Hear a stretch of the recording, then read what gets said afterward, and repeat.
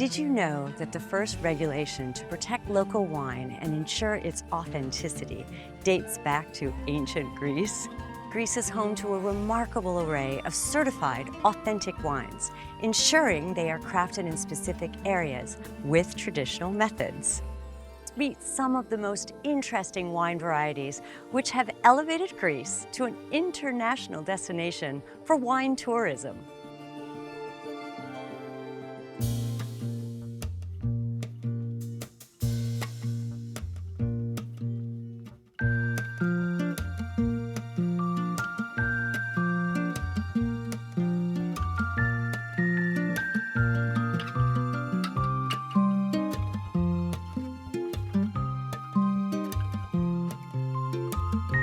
Η Θράκη, με την πλούσια ιστορία και τον πολιτιστικό της πλούτο, υπήρξε πάντοτε τόπος συνάντησης λαών και ιδεών.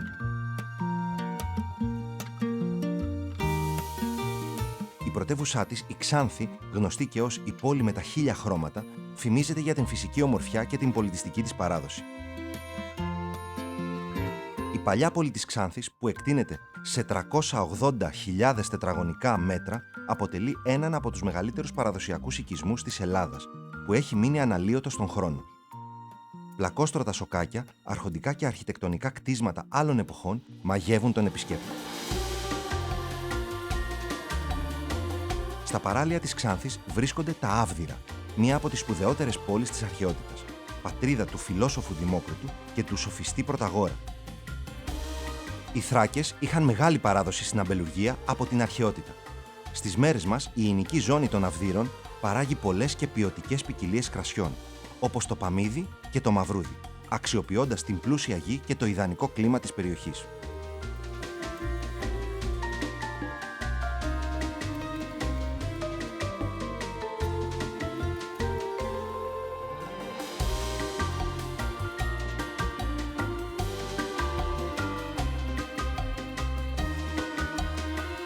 Τι το ιδιαίτερο θα δοκιμάσουμε σήμερα?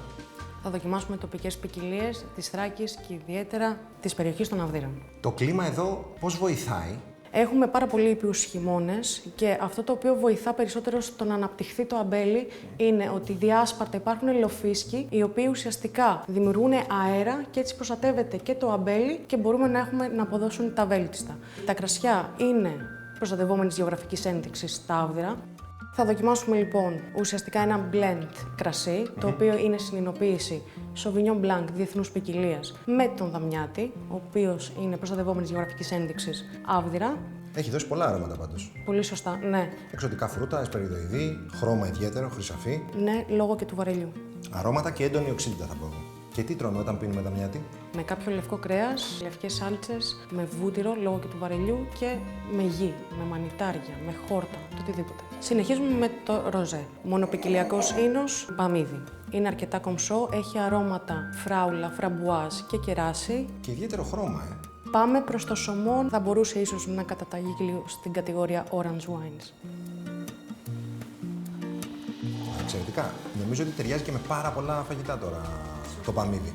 Μέχρι με ένα απλό πλατό τυριών αλλαντικών. Λευκά τυριά, φρούτα, Θα κλείσουμε με το μαυρούδι Θράκης. Το μαυρούδι Θράκης ουσιαστικά έχει έρθει στη γενέτειρά του, το οποίο ουσιαστικά είναι πυκνόρογο, μαύρη ρόγα πάνω σε τσαμπί. Γι' αυτό και μαυρούδι, γι' αυτό και το μαυρούδι. Ακριβώς, γι' αυτό και το μαυρούδι. Και μας δίνει κρασιά τα οποία έχουν διάρκεια στον χρόνο. Σηκώνουν παλαίωση. Σηκώνει την παλαίωση. Είναι πολύ τανικά Ακριβώς. όταν είναι νεαρά. Ακριβώς. Μπαχαρικά. Μπαχαρικά, κανέλα, στεροειδή γλυκάνισο.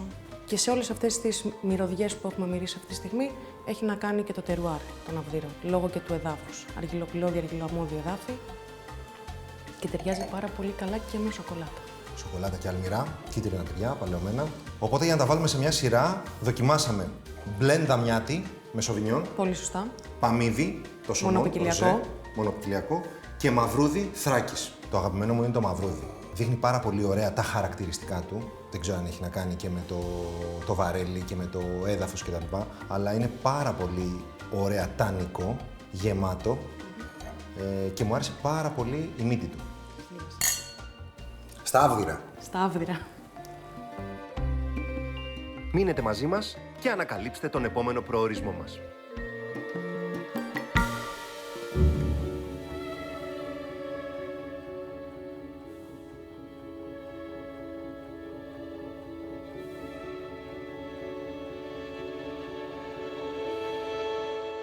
Μόλις 16 χιλιόμετρα νότια του Ηρακλείου βρίσκονται οι Αρχάνες. Χτισμένες στους πρόποδες του όρους Γιούχτα, οι Αρχάνες αποτελούν έναν θησαυρό φυσικού πλούτου και πολιτισμού.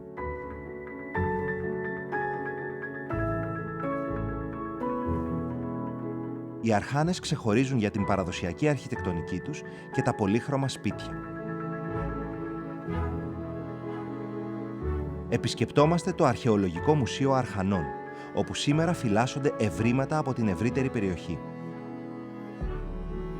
Σε κοντινή απόσταση ξεχωρίζει το Λαογραφικό Μουσείο που ζωντανεύει την ατμόσφαιρα περασμένων αιώνων και δείχνει στον επισκέπτη τον τρόπο οργάνωσης και λειτουργίας ενός αρχανιώτικου αρχοντικού, μέσα από πολύτιμα αντικείμενα και πλούσιες συλλογές. Αναπόσπαστο κομμάτι των Αρχάνων αποτελούν οι αμπελώνες της περιοχής, που χαρίζουν εξαιρετικής ποιότητας κρασιά. Είναι οι ερυθροί ξηροί που προέρχονται από το χαρμάνι των τοπικών ποικιλιών κοτσιφάλι και μανδυλάρι. Άρη, κοτσιφάλι σημαίνει Κρήτη. Σίγουρα. Και μανδυλάρι. Μανδυλάρι το βρίσκουμε και σε άλλες περιοχές. Το κοτσιφάλι όμως μόνο Κρήτη. Όταν έχεις το κοτσιφάλι που είναι μια ποικιλία με φρούτο και δεν έχει τόσο πολύ δομή και τανίνες, πας δίπλα και βάζεις μια ποικιλία όπως είναι το μανδυλάρι, η οποία έχει υψηλή οξύτητα, έχει τανίνες και έχει και δομή. Γενικά, Λίγο πιο επιθετική. Ναι, και γι' αυτό συνήθως η μανδυλαριά σπάνια τη βλέπεις μόνη της. Συνήθως έχει κάποια άλλη ποικιλία μέσα στα χαρμάνια για να μπορεί να μαλακώνει. Η γεωγραφική ζώνη ποια είναι, η ινική ζώνη? Το Ποπ Αρχάνες βρίσκεται στο κέντρο ουσιαστικά της Κρήτης, κοντά στο Ηράκλειο. Είναι ανάμεσα από το Ποπ Πεζά και το Ποπ Δαφνές. Είναι ένα Ποπ το οποίο είναι αποκλειστικά για ερυθρά κρασιά, από κοτσιφάλι και μανδυλάρι. Ιστορικά όλα αυτά πόσο πίσω μας πάνε? Πάμε περίπου 4.000 χρόνια πίσω. Το αρχαιότερο πατητήρι έχει βρεθεί στις Αρχάνες, είναι 3.500 ετών. Πάμε πίσω στην μινωική εποχή, όπου συναντάμε τους Κρήτες να παράγουν κρασί και να φαίνεται αυτό είτε σε αγγεία που έχουν βρεθεί, είτε ακόμα και σε τοιχογραφίες που έχουν βρεθεί στην Αίγυπτο, όπου πηγαίνανε εκεί κρασί. Και με τι πηγαίνει τώρα αυτό που πίνουμε? Σίγουρα η γραβιέρα Κρήτης, έχουμε μια πιθαρίσια γραβιέρα. Τι γίνεται, το λιπαρό κομμάτι, όταν έχει μια λιπαρή ουσία, μαλακώνει αυτή την αίσθηση της στιφάδας στο στόμα. Και φυσικά τώρα δεν νοείται Κρήτη χωρίς αρνί. Οπότε έχουμε φτιάξει και ένα τσιγαριαστό αρνί, το οποίο είναι το κατεξοχήν πιάτο της Κρήτης.